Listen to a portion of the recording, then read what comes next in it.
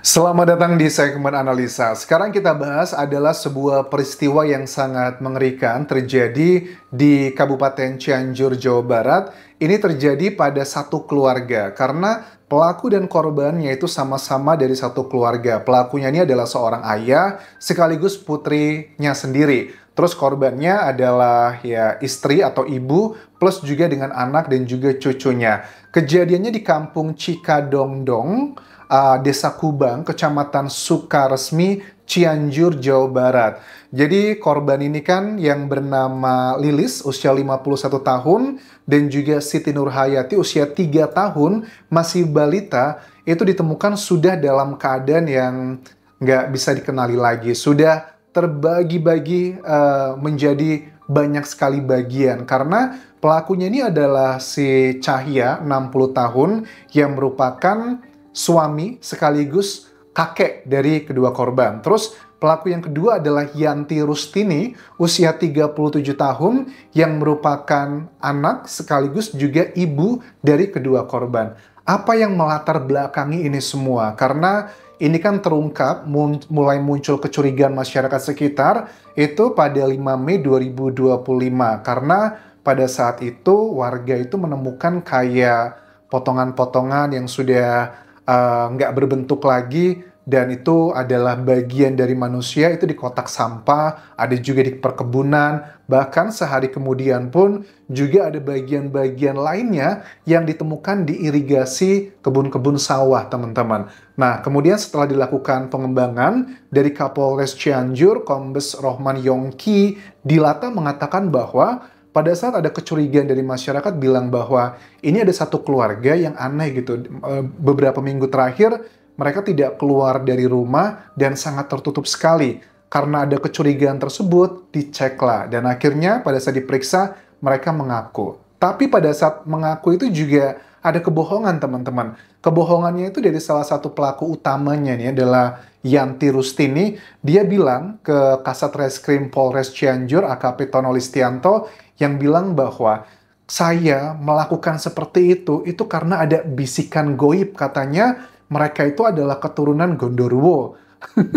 Kan tipikal khas dari masyarakat, mohon maaf nih ya, sebagian di daerah tuh kadang masih percaya hal-hal gaib karena orang tuh bisa percaya begitu aja. Coba kita dengarkan lebih dulu sebelum kita dengarkan lebih detail kronologi dan dugaan lainnya. Apakah ini ada hubungan-hubungan yang terlarang ataukah murni motifnya hanya masalah sakit hati dan juga terlilit hutang? Ini cuplikan dari Kasat Reskrimnya. Pelaku dinilai mendapatkan istri baru sehingga dia melakukan perbuatan tersebut. Dia anggap korban ini butuh itu. Oh, buto ijo. Pelaku dapat istri terakhir dan akhirnya dilakukan upaya untuk pembunuhan. Namun setelah dalam penyidikan ternyata faktanya bukan seperti itu. Faktanya adalah karena kedua orang ini sakit hati dan memiliki hutang. Sakit hati dan memiliki hutang. Itu adalah motif dari kasus ini. Pada umumnya memang begitu ya, kasus-kasus yang seperti ini kan rata-rata karena sakit hati. Tapi apa yang ngebuat mereka sakit hati terhadap anggota keluarga intinya sendiri? Kalau kronologinya, ini kejadian ternyata dilakukan pada 21 April 2025. Dan ditemukannya itu kan sekitar tanggal berapa ini? Tanggal 5 Mei 2025. 21 ke 5 Mei, kurang lebih ya sudah beberapa minggu ya teman-teman ya. Nah, terus korbannya ini dibegitukan itu nggak cuman dalam satu waktu, nggak cuma dalam satu peristiwa aja, karena aku berusaha membuat kata-kata yang halus. Jadi pada saat tanggal 21 April 2025 tersebut, mereka ini bapak sama anak sudah melakukan janjian gitu. Yang pertama, si pelaku utamanya adalah si anak yang perempuan itu bilang bahwa kan gini ya, si Yanti Rustini ya, bilang bahwa nanti bapak pegangin kakinya, nanti saya yang membegitukan di bagian atasnya. Itu adalah pada saat membegitukan ibundanya sendiri. Akhirnya ibundanya udah nggak bisa bernafas lagi, dipegang sama bapaknya. Pada saat sedang proses begituan, anaknya yang usia 3 tahun tuh nangis terus, teman-teman. Nah, karena ketakutan, takutnya nanti tetangga pada datang, curiga kenapa nih kok nangis terus gitu. Ya udah, anaknya juga dibegitukan, diperlakukan hal yang sama sampai dia dibuat nggak bisa bernafas. Setelah itu belum selesai. Mereka mungkin saking bencinya ya, karena tipikal kalau yang dipotong-potong itu kan memang menyimpan sakit hati dan kebencian luar biasa. Setelah dipotong-potong, kemudian dikuliti, sebagiannya itu ada yang dibuang, sebagian lagi ada yang direndam air. Biasanya kalau mereka sampai berani tega melakukan hal seperti ini, ya tujuan utama pada umumnya adalah untuk menghilangkan jejak atau barang bukti. Tetapi di sisi lain juga sudut pandang psikologi ya, ini sangat benci banget begitu. Nah, kemudian motifnya kan ada dua nih ya dari kedua pelaku ini. Kalau yang pertama, si anak itu bilang bahwa yang pelaku utamanya dia itu katanya sakit hati banget sama ibunya. Si pelaku utama Yanti Rustini ini adalah anak pertama dari 3 bersaudara. Dia ngaku bahwa dari kecil itu diperlakukan tidak adil sama ibunya. Menurutnya, ibunya itu lebih sayang kepada kedua adiknya. Permintaan dia itu katanya nggak pernah ada yang dituruti. Dan ibunya itu katanya sering memperlakukannya tidak pantas, plus juga sering mengasingkan. Dia ngerasa kesepian begitu, ngerasa hidup sendiri. Lantas bapaknya bagaimana? Kalau seorang anak kan curhat nih sama bapaknya, Pak, saya benci nih sama ibuku, saya pengen membegitukan A, B, C, dan D yang negatif. Biasanya kan bapak akan bilang, nggak begitulah nak, namanya juga seorang ibu kan mungkin struggling ekonomi A, B, C, dan D. Tapi ini kok malah bapaknya mengiyakan. Apa yang menjadi penyebabnya? Ternyata bapaknya ini atau suami dari korban, Cahya, usia 60 tahun, dia ini punya utang sekitar 90 juta rupiah. Dan ternyata memang betul pada saat selesai dibegitukan, korban ini diambil semua emasnya, dan emasnya itu langsung dijual. Dan uangnya dari Yanti tidak mengambil sama sekali, tapi diberikan semua ke bapaknya. Aku rasa nih ada sesuatu hal di balik ini semua. Nah, kecurigaan netizen adalah, apakah sebenarnya mereka itu pure antara bapak sama anak doang? Karena mereka kan bapak anak kandung ya. Apakah ada hubungan-hubungan yang terlarang atau enggak yang ini sedang dilakukan pendalaman? Karena mereka ini kan juga cukup jago berbohong.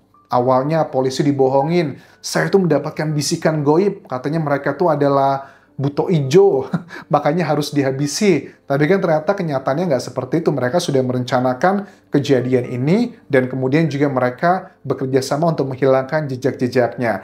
Terus dari keterangan Kasat Reskrim ini, ada satu hal yang sangat nyata teman-teman, bahwa bapaknya ini kemungkinan besar dia hanya sekedar mengikuti kemauan dari anaknya aja karena pure hanya pengen mendapatkan uangnya. Secara pribadi aku nggak yakin ya, pasti nggak mungkin hanya demi sekedar uang berapa, 90 juta, tapi dia mau menghabisi pasangan hidupnya. Apakah mungkin? Jadi bagi aku juga sangat janggal. Kemudian ada beberapa yang disampaikan terkait dengan barang buktinya. Yang didapatkan menurut keterangan kepolisian adalah ada 3 barang bukti utama. Yang pertama adalah pisau, ada emas, dan juga handphonenya.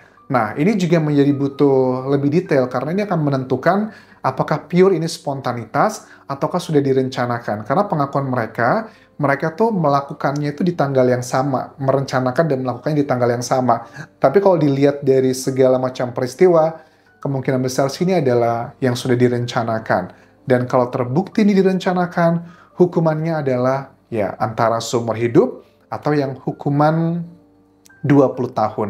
Karena untuk yang satu lagi kan kayaknya agak sulit ya untuk di Indonesia.